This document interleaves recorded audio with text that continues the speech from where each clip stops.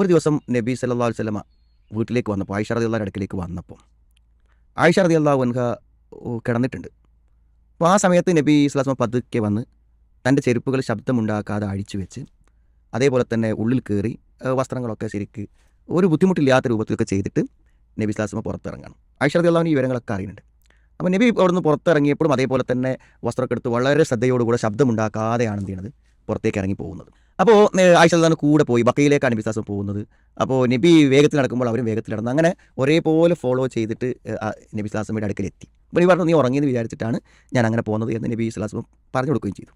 അപ്പോൾ ഈ ഒരു സംഭവത്തെ റിപ്പോർട്ട് ചെയ്തുകൊണ്ട് പലരും പറയുന്ന ഒരു കാര്യമാണ്, ഒരു ചെറിയ ബുദ്ധിമുട്ട് പോലും തൻ്റെ ഭാര്യയ്ക്ക് തന്നിൽ നിന്ന് ഉണ്ടാവാതിരിക്കാം, ചെറിയൊരു ബുദ്ധിമുട്ട് പോലും ഭാര്യയിൽ നിന്ന് ഭർത്താവിന് ഉണ്ടാവാതിരിക്കാം.